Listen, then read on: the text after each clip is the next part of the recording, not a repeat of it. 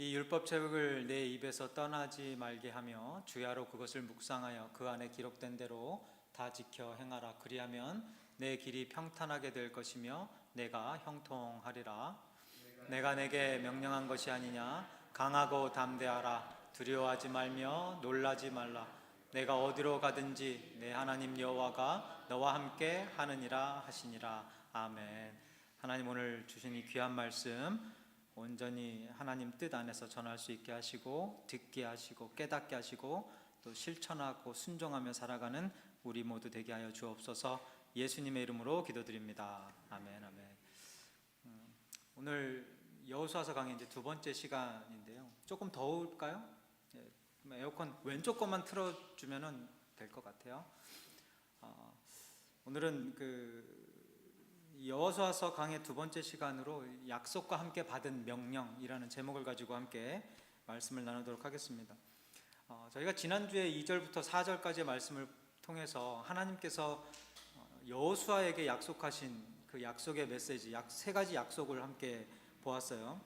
기업을 약속하셨죠. 가나안 땅이라는 기업. 근데 그 가나안 땅이 천국, 영적인 의미에서는 천국을 의미하고, 또 다른 쪽으로는 반대 육적인 의미로는 이 세상에서의 성도들의 신앙생활을 또한 그 가나안 땅의 삶이 의미한다고 말씀드렸고요. 그리고 두 번째 약속하신 것이 승리였습니다. 그래서 그게 이제 영적인 승리, 하나님을 믿고 따라가며 살아가는 저와 여러분들이 이 세상에서 영적으로 매일매일 승리하는 그런 데일리, 매일의 승리의 삶을 이야기하는 것이 하나 있고, 그리고 또 두 번째 승리는 영원한 생명에 대한 승리, 영원한 죽음으로부터의 해방, 이 승리를 또 이야기합니다. 그리고 이제 이 하나님께서 저와 여러분들에게 그 기업, 천국이라는, 또 이 신앙생활이라는, 그리고 동행, 이 승리라는 것을 약속하시면서 저희들에게 또 주신 세 번째 약속이 무엇이었습니까? 내가 너와 항상 함께 하겠다는 동행의 약속을 주셨어요. 이렇게 2절부터 4절, 2절부터 6절까지는요, 하나님께서 여호수아에게 이 세 가지를 약속하신 내용이 담겨져 있었고요. 이제 오늘 본문부터 시작되는 7절부터 9절까지, 아까 6절부터 읽긴 했었는데요, 이 7절부터 6절까지는 하나님께서 여호수아를 가나안 땅으로 보내시면서 꼭 지키고 해야 할 것들이 무엇인지를 명령하고 계십니다. 그러니까 하나님께서 여호수아에게 약속을 주시면서 이 약속을 주는 걸로 끝나는 게 아니라, 그래, 내가 너희들 이런 것들을 약속할 터이니 너희들은 이렇게 해라라는 명령을 또한 주셨다라는 거예요. 책임을 주셨다라는 거죠. 듀리를 주셨다라는 거예요. 오늘 그 명령 세 가지에 대해서 좀 집중적으로 살펴보도록 하겠습니다. 하나님께서 여호수아에게 첫 번째로 명령하셨던 것은요, 순종이었습니다. 7절, 8절 함께 보겠습니다. 오직 강하고 극히 담대하여 나의 종 모세가 내게 명령한 그 율법을 다 지켜 행하고 우로나 좌로나 치우치지 말라. 그리하면 어디로 가든지 형통하리니 이 율법책을 내 입에서 떠나지 말게 하며 주야로 그것을 묵상하여 그 안에 기록된 대로 다 지켜 행하라. 그리하면 내 길이 평탄하게 될 것이며 내가 형통하리라. 여기 7절과 8절을 보니까 다 지켜 행하라는 말이 두 번이나 나와요. 물론 오늘 본문에 보면 강하고 담대하라는 그런 명령도 있고, 여러 가지 율법을 떠나지 말게 하고 묵상하고 이런 것도 있지만, 오늘 좀 세 가지 집중해서 볼 것 중에 첫 번째는 바로 이거였어요. 다 지켜 행하라. 순종을 이야기하고 있는 것입니다. 말씀 행함, 말씀 순종, 이거 중요하다는 거예요. 두 번이나 반복돼서 이야기할 만큼 하나님의 말씀은요, 우리가 그냥 듣고 잊어버리는 것이 아니라, 듣고 외우고 끝나는 것이 아니라 그 말씀을 순종하는 실천의 삶을 사는 것이 그만큼 중요하다는 거예요. 8절 말씀처럼 하나님의 말씀을 읽고 배우고 묵상하는 건 너무 중요합니다. 인풋, 이 입력 과정이 필요해요. 이거 없으면 안 되죠. 그러니까 인풋이 없으면, 입력이 없으면 아웃풋, 출력 또한 없는 겁니다. 그러니까 인풋이라는 게 first step으로 굉장히 중요하고 필요해요. 입력을 해야 출력이 가능하다라는 이야기예요. 타이핑을 쳐야지, 그래야지 프린트를 할 때 설교문이 나오는 거예요. 그냥 타이핑 안 치고 프린트를 해도, 아무리 프린트를 해도 백지만 나오고 아무것도 나오지 않는 거예요. 그래서 인풋 중요합니다. 꼭 있어야 돼요. 말씀 묵상하고 입에서 떠나지 아니하게 하고, 우리 10년 가운데 계속 그 말씀이 살아 역사하는, 움직이는 게 있어야 돼요. 그런데 아웃풋 없는 인풋은 뭡니까? 그냥 아웃이에요. 아무런 소용이 없는 거예요. 아웃풋 없는 인풋은 아무 소용이 없는, 쓸데없는 게 되어진다는 거예요. 제가 예전에 몇 번 말씀드렸는데요, 하나님의 말씀이 나의 이 양식이 되고 내 영의 양식이 되어지는 방법 4가지, 길 4가지를 말씀드렸는데 혹시 기억하시나요? 들으시면 기억나실 거예요. 듣는 성경, 보는 성경, 입으로 이렇게 말하면서 선포하는, 말하는 성경, 요 3가지. 그렇죠? 그러니까 이 3가지, 듣는 성경, 보는 성경, 말하는 성경, 이거 인풋이에요. 내 걸 자꾸 이렇게 흡수하는 거예요. 말하는 것도 이 말이 아니라 뭐 말씀을 이렇게 묵상하고 이것도 다 어쨌든 인풋이에요. 근데 이 말하는 거나 듣는 거나 보는 이 인풋 과정은 있는데, 이 4번째 가장 중요한 이 성경이 없으면 다 꽝이라는 거죠. 이 4번째가 뭐였습니까? 행하는 성경, 행하는 성경. 이 4가지, 4번째가 중요하다는 거예요. 순종이라는 것이 그런 겁니다, 여러분. 듣고 배우는 것에서 끝나지 않고 그 배운 것들을, 깨달은 것들을 행동으로 옮기는 것을 말하는 거예요. 그래서 신앙생활에 있어서 가장 중요한 요소 중에 하나가 무엇이냐라고 물어보면 하나님의 말씀을 행동으로 옮기는 이 순종이라는 겁니다. 말씀 출력 중, 이 말씀 출력 중이신 분만 아멘 하시기 바랍니다. 아멘, 아멘. 예, 계속 출력이 돼야 돼요. 말씀 들어갔으면 하나님이 타이핑 쳐서 넣어 주셨잖아요. 하나님의 말씀, 성령을 통해서. 그러면 그 성령 통해서 타이핑 첫 인풋되어진 말씀을 우리의 삶으로 프린트해내는 거예요. 살아가는 거예요. 이게 예수 그리스도를 본받는 삶이고, 이게 그리스도인의 삶이고, 이게 성화의 삶, sanctification life라는 겁니다. 교회 보면 4부류의 성도들이 존재합니다. 이거 너무나 잘 아시는 걸 거예요. 한번 좀 묵상을 해봤어요. 성경과 행함에 있어서 4종류의 4부류의 성도님들, 어디에 속하시는지 한번 잘 생각해 보세요. 성경도 모르고 행함도 없는 성도. 성경도 모르고 행함. 교회는 다니지만 말씀에 대한 이해나 관심이 거의 없는 분들이에요. 신앙생활 한다고 하는데 이게 그냥 전통적인 거, 습관적인 거, 그냥 어떤 소속감 수준에 머물러 있는 사람들이 이런 분들이에요. 성경도 모르고 행함도 없는 성도. 삶 속에서의 믿음의 흔적이나 변화가 전혀 드러나지 않나요? 그렇죠? 예배, 기도, 봉사 이런 것들도요, 하기는 하는데 그냥 형식적인 참여일 뿐이지 하나님을 사랑해서 하는 거, 막 감동해서 하고, 막 그냥 은혜 받아서 하고, 막 그런 거 전혀 없는 분들. 믿음은 있다 말하지만 실제로는 거듭남의 확신이 없는 분들이 바로 성경도 모르고 행함도 없는 성도. 2번째는요, 성경은 모르고 행함만 있는 성도. 굉장히 이것도 큰 문제입니다. 그죠? 교회에서 열심히 봉사하고 활동을 하지만 행함은 있어요. 근데 말씀에 대한 이해가, 올바른 이해가 없는 분들이에요. 그러니까 신앙생활, 신앙의 모든 이런 결정이나 선택하고 생각하고 듣고 바라보는 모든 것들이 그냥 감정적이고 어떤 도덕적이고 지극히 개인적인 수준에 머물러 있어요. 말씀보다 사람의 평판, 사람의 시선, 이런 게 더 중요한 거죠. 그러니까 막 열심히 뭔가는 해요. 근데 이거 하나님이 좋아하시는 걸까 아닐까? 내가 지금 하는 이 목적이 무엇인가? 하나님이 나를 통해 무슨 일을 벌이시려고, 무슨 열매를 맺으시려고 이런 일들을 나한테 맡기시고 하시는, 이런 거 전혀 생각하지 않는 분들. 그러니까 행위는 있는데 동기와 방향이 하나님 중심이 아닌 분들 있죠. 선한 일, 좋은 일들은 많이 하는데 하나님을 아는 지식은 전혀 꽝인 사람들, 그분들이 성경은 모르고 행함만 있는 성도라는 겁니다. 3번째, 성경은 아는데 행함이 없는 성도. 이것도 문제예요. 정말 문제죠. 성경 지식은 굉장히 풍성해요. 근데 문제는 삶으로 실천하지 않아요. 제가 이렇게 만나보면은요, 성경 말씀을 너무나 그냥 막 저보다도 더 줄줄줄 막 하는 분들이 계세요. 대단해요. 부러워요. 막 외우는 것, 요즘에는 이 메모리 스킬이 많이 죽었잖아요. 저희들이 이거 잘 못 외우는데 막 성경 구절 막 줄줄줄 외우면서 막 다 알아요. 입으로는 청산유수예요. 막 너무나 잘 알아요. 근데 실천이 없어요. 이렇게 보면 전혀 하나님의 말씀을 아는 것 같이 보이지가 않아요.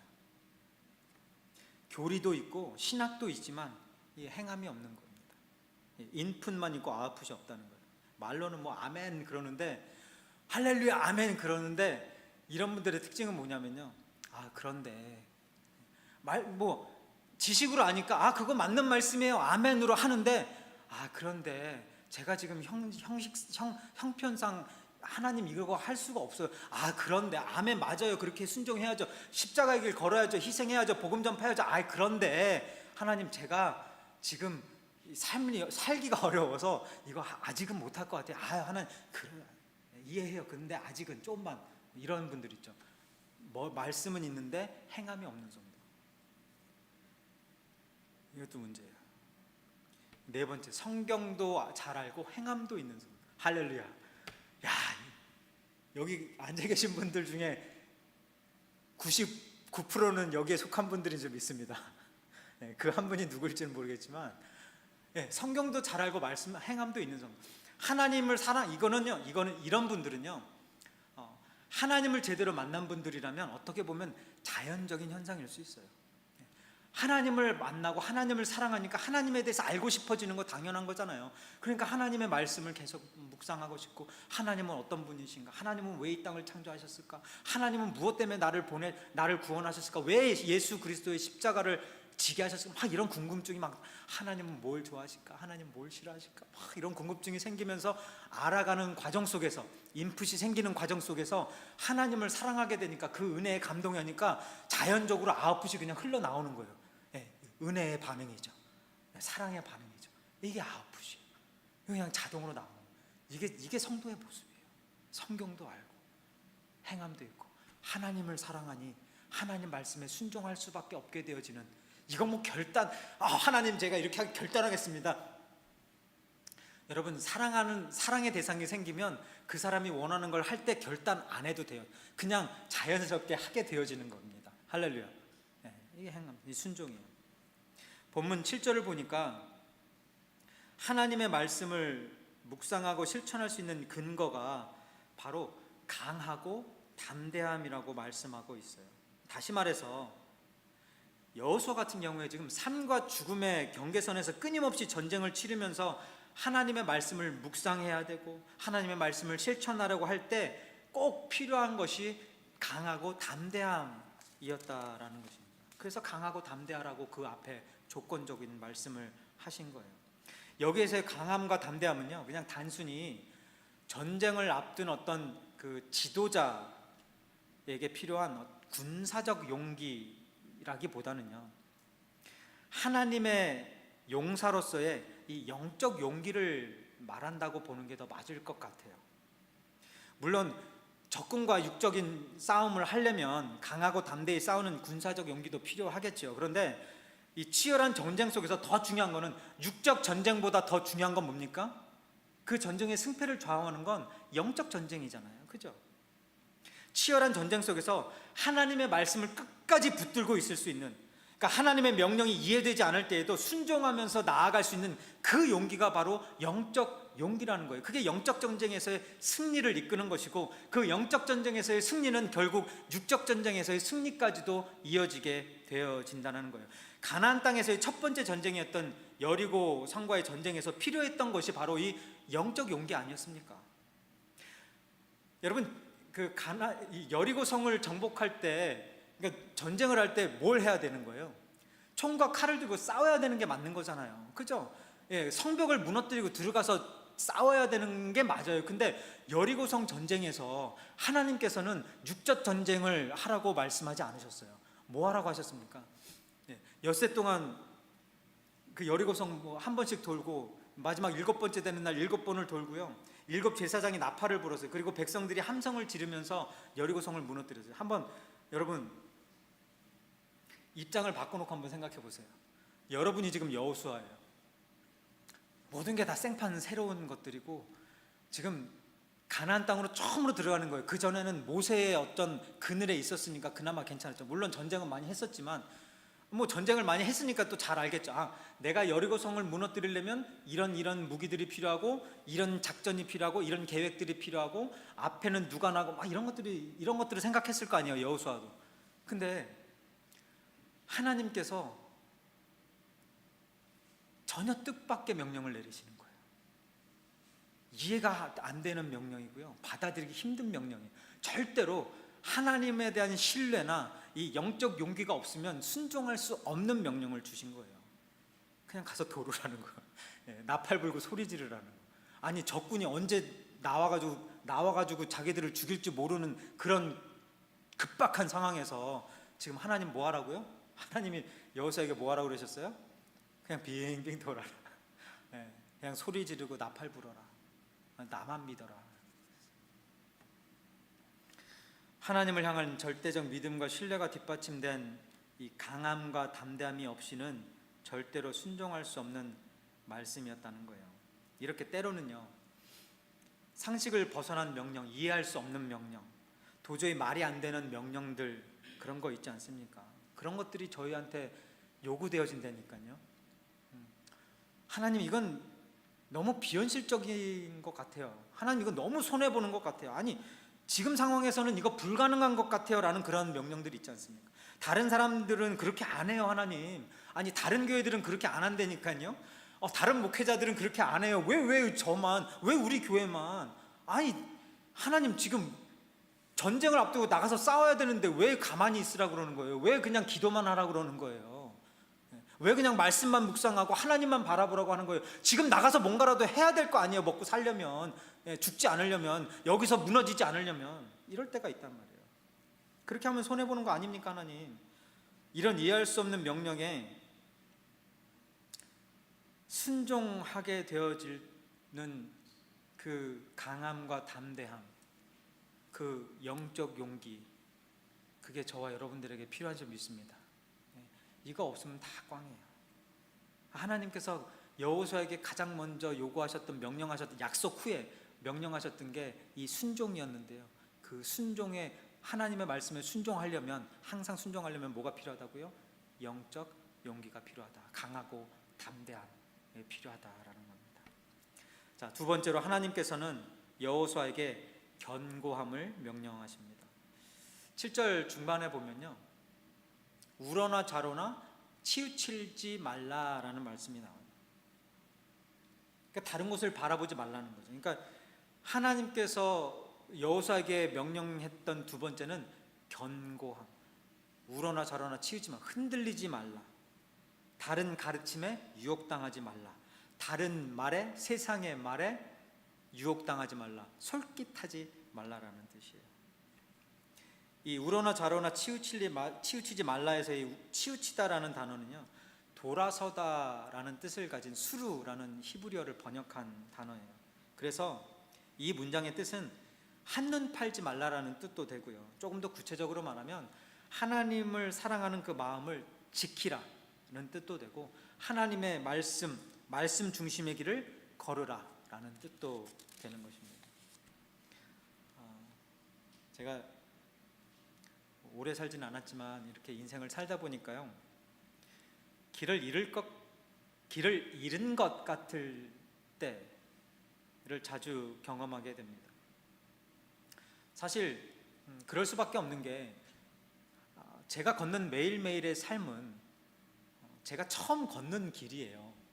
아무리 비슷한 동선에서 비슷한 생활을 한다 할지라도 매일매일 새로운 길을 걸어가고 있는 게 저와 여러분들의 인생이지 않습니까? 그러니까 항상 잘 갈 수만은 없는 거예요. 길을 잃어버린 것 같을 때가 있다라는 거예요. 분명히 목적지를 잘 정해놓고 그 목적지를 향해 잘 걸어가고 있다고 생각했는데, 어느 순간 눈을 돌아보니까 여기가 어딘가? 지금 내가 왜 여기 있지? 지금 내가 있는 이게 맞는가? 지금 내가 가고 있는 이 길이 맞는 길인가? 잘못된 길은 아닌가? 이렇게 좀 헷갈릴 때가 있어요. 우러나 좌로나 치우칠 것 같을 때, 흔들릴 때가 있다라는 것입니다. 아주 혼란스러울 때가 있어요. 또 어떤 때는 분명 처음에는 하나님의 뜻을 따라 걷기 시작했는데, 그런 것 같았는데, 시간이 지나면서 세상의 소리, 사람의 평가, 환경의 압력이나 이런 유혹, 이런 것들로 치우치기 시작하면서 다른 길로 이렇게 빠지게 되는 경우들도 있죠. 우러나 좌로나 치우치는 순간들, 시험이나 유혹에 넘어지는 그런 순간들도 있다라는 거예요. 여러분은 그런 거 경험한 적 없으십니까? 정말 이게 바로 하나님께서 나에게 주신 이 길이 이 길이구나라고 굳건히 믿고 막 딱 갔는데 가다 보면서 막 그렇게 혼란스러울 때가 있어요. 여호수아도 앞으로 그 한 7년 정도 전쟁을 했다고 해요. 그 전쟁, 그 가나안 땅에서의 그 하루하루가 다 새로운 길 아니었겠습니까? 그런 상황 속에서 여호수아도 그런 헷갈릴 때 그런 순간들 없었겠습니까? 그래서 수많은 전쟁을 치르면서 내가 지금 이렇게 목숨 걸고 싸우고 있는 것이 맞는가 이런 생각할 때도 있겠고요. 혹시 하나님께서 계획을 바꾸셨는데 내가 잘못 순종하고 있는 게 아닌가? 지금 나를 하나님께서 다른 곳으로 보내려고 하는데 내가 괜히 내 고집에 내 잘못된 믿음에 지금 여기서 괜히 싸우고 있는 건 아닌가? 막 이런 생각하고 있을 때, 물론 전쟁에서 계속해서 이기고 있을 때는 이런 생각 안 들어요. 막 일들이 잘 될 때는 이런 생각 안 들어요. 하나님이 가라고 하신 길 가니까 야 이게 바로 형통이고 이게 하나님의 약속의 성취고 그렇구나 막 그러면서 좋다고 가는데, 전쟁에서 만약에 패배를 하게 되어지면 이런 생각 든다니까요. 막 이렇게 인생을 살아가다가 왜 패배와 같은 그런 순간들이 있잖아요. 내가 뭔가 잘못한 것 같고 failing 한 것 같고 failure in life 같고 막 이럴 때가 있잖아요. 그럴 때 이런 질문이 들어요. 내가 지금 길을 잃어버린 건 아닌가? 내가 지금 잘 가고 있는 거 맞는가? 여호수아가 딱 이런 상황에 처했을 때가 있었어요. 언제였겠습니까? 여리고 성전쟁이 첫 번째 전쟁이고 승리로 마무리했다면, 영적 용기로 영적 전쟁에 순종으로 승리했다면, 이 두 번째 전쟁 아이성에서의 두 번째 전쟁 때에는 누구의 잘못으로? 한 사람, 아간이라는 한 사람의 잘못으로, 죄로 인해서 아이성에서 패배를 경험해요. 패배를 경험해요. 그때 여호수아가 하나님한테 이렇게 말합니다. 여호수아가 옷을 찢고 이스라엘 장로들과 함께 여호와의 궤 앞에서 땅에 엎드려 머리에 티끌을 뒤집어 쓰고 저물도록 있다가 이렇게 이야기합니다. 이르되 슬프도소이다. 주 여호와여, 어찌하여 이 백성을 인도하여 요단을 건너게 하시고 우리를 아모리 사람의 손에 넘겨 멸망시키려 하셨나이까. 지금 하나님 이 가는 길이 이게 맞는 거예요?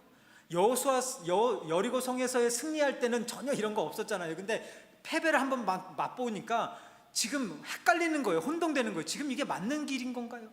지금 내가 잘못 가고 있는 건 아닌가요? 아니, 하나님 지금 왜 저한테 이 길로 가라고 하십냐? 그냥 그때가 좋지 않았냐? 우리가 요단 저쪽을 만족하게 여겨 거주하였더라면, 그냥 그 길 가지 않았더라면, 그냥 이 짐 짊어지지 않았더라면 더 좋았을 것 아니냐? 근데 하나님 왜 가라고 그렇게 하셔가지고 이렇게 힘들게 만드냐? 왜 고생하게 만드냐? 하나님 제발 좀 슬프도소이다. 이런 상황들 속에서도 하나님께서 저와 여러분들에게 원하시는 건 무엇이었다고요? 여호수아에게 원했던 게 무엇이라고요? 이런 기도도 하고 이런 말도 하고 하나님한테 막 울부짖기도 하고 어리광도 부리고 때도 쓸 망정, 하나님 말씀 붙들고 하나님을 향한 그 약속의 믿음 붙들고 우러나 좌로나 치우치지 말아라, 흔들리지 말아라. 왜 내가 너와 함께 할 것이니까, 이거예요. 이거. 그러니까 여러분, 이렇게 삶에 이렇게 살다 보면 정말 이 퀘스천 마크가 붙을 수밖에 없는 일들이 너무나 많아요.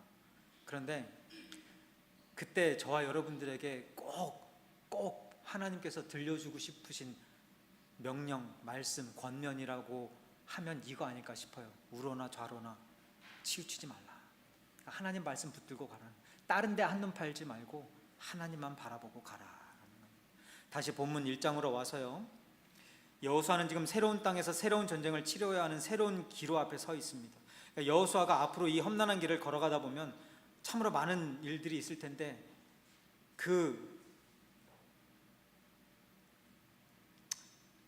주위로부터의 다른 의견, 방해, 유혹, 시험, 이런 것들이 우리 앞에 닥칠 때에라도 절대로 우러나 좌로나 치우치지 말라라는 겁니다. 이거는요, 하나님보다 너무 앞서지도 말고 또 너무 뒤처지지도 말라는 영적 위치의 뜻도 있지만, 또 다른 의미에서는 어떤 어려움이나 방해나 유혹이 와도 하나님의 약속 위에 세워진 이 영적 기준을 유지하라라는 뜻도 있는 것입니다.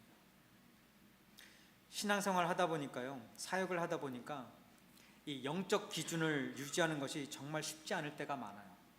우러나 좌우러나 치우치지 않을 때. 여러분, 여기서 말하는 영적 기준이 무엇이겠습니까? 이거 되게 중요해요.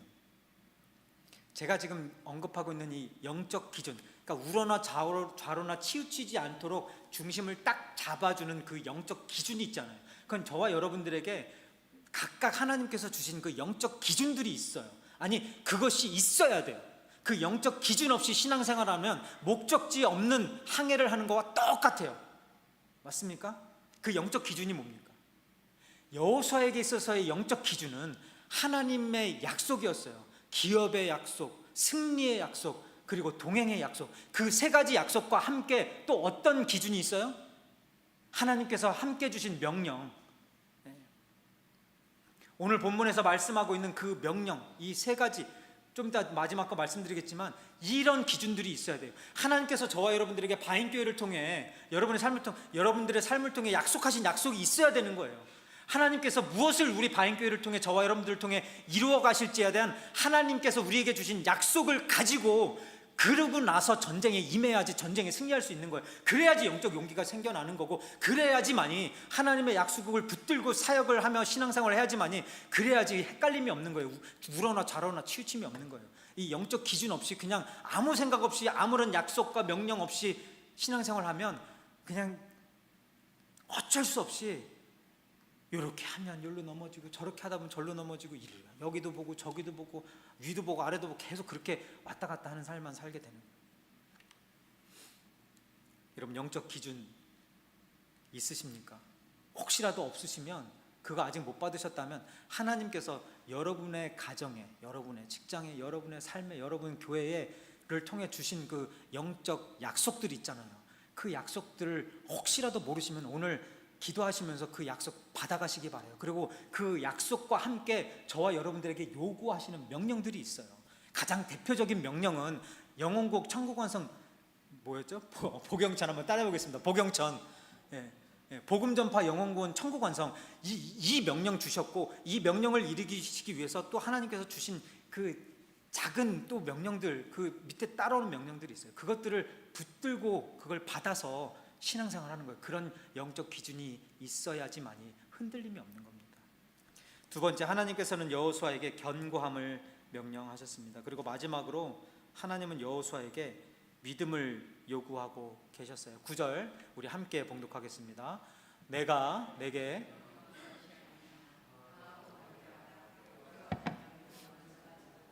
내가 어디로 가든지 내 하나님 여호와가 너와 함께 하느니라 하시니라. 아멘.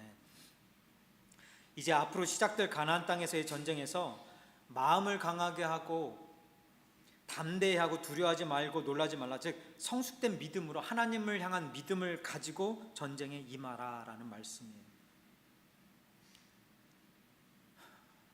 하나님께서 여호수아에게 약속과 함께 주신 명령 세 가지 기억하십니까? 순종, 견고함, 그리고 하나님을 향한 흔들림 없는 믿음.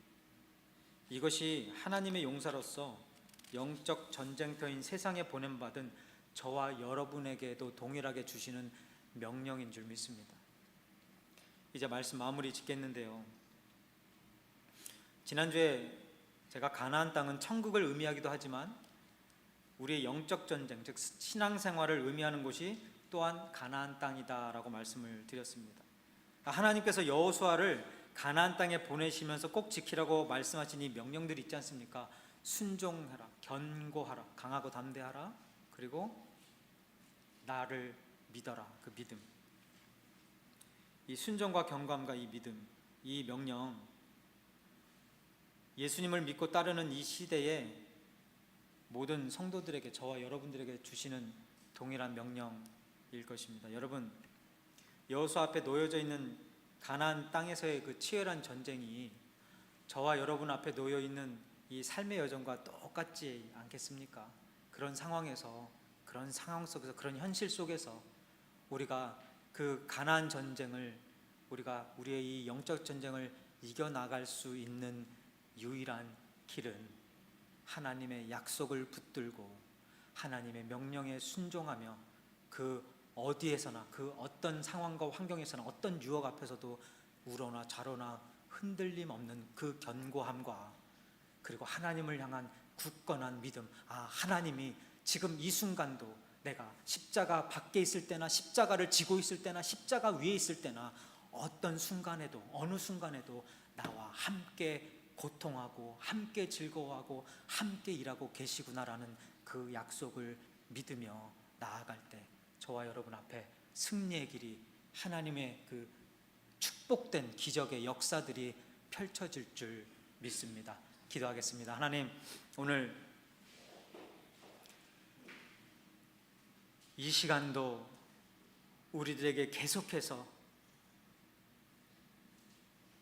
하나님의 약속을 말씀하시고 하나님의 명령을 우리들에게 들려주시는 하나님, 오늘과 하나님의 말씀과 그 명령들을 붙들고 순종하며 앞으로 저와 모든 하나님의 자녀들이 치루어야 할 이 영적 전쟁 승리하며 나아가고자 합니다. 하나님, 함께하여 주옵소서. 감사드리며 예수님의 이름으로 기도드립니다. 아멘, 아멘. 우리 함께 일어나셔서 찬양 부르고 우리 기도하고 마치겠습니다.